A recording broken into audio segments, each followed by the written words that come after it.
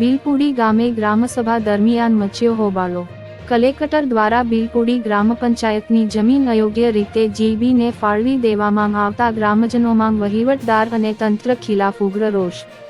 ગામના માજી સરપંચ અને સભ્યો ગેરહાજર રહ્યા હતા, જ્યારે ગામના જાગૃત યુવાનો નિલેશ અને પ્રમોદ દ્વારા વહીવટદારને જમીનની ફાળવણી ગ્રામસભાના ઠરાવ વગર કરાતા તીખા સવાલો કરવામાં આવ્યા અને ફરી ગ્રામસભાની માંગ કરવામાં આવી। લોકોનું કહેવું છે કે શું સરકાર ગ્રામ પંચાયતની ચૂંટણી થવા દેતી નથી અને વહીવટદાર શાસનમાં ગેરરીતિ આચરી પંચાયતની જમીનો પડાવવા આ ષડયંત્રો કરી રહી છે। મામલતદારને લેખિતમાં આપો આવેદન।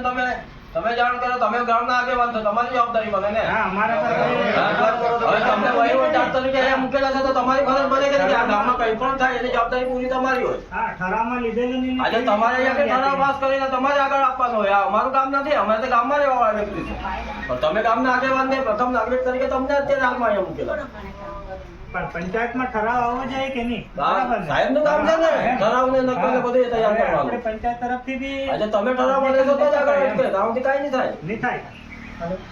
ગામજનોનો બધાનો વિરોધ છે। આવી રીતે તમે આ બધાની સાઈન લઈ લેવું, એક કાગળ અરજી તૈયાર કરો ને તમે મામલતદારને આપી દો, એક કલેક્ટરને જાણ કરો। ને મેન તો વસ્તુ સતીભાઈ શું છે કે આપણે તાલુકા સભ્ય છે, એ તાલુકા સભ્યને બી જાણ કરવા જોઈએ ને બોલાવવા જોઈએ આજે, કેમ કે આ જમીનનો પ્રશ્ન છે, આ નાનો મોટો પ્રશ્ન નથી। એટલે આજે તમે જોઈને તો આગેવાન કોઈ મળે નહીં।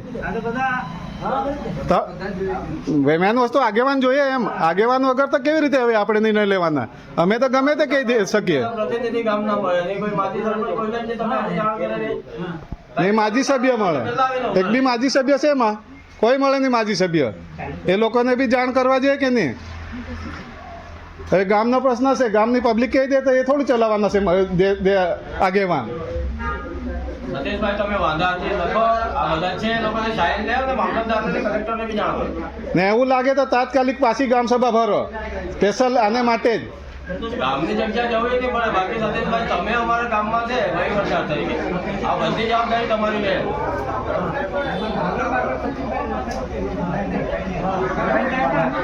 પંચાયતમાં ઠરાવ આપેલું જ નહીં મળે।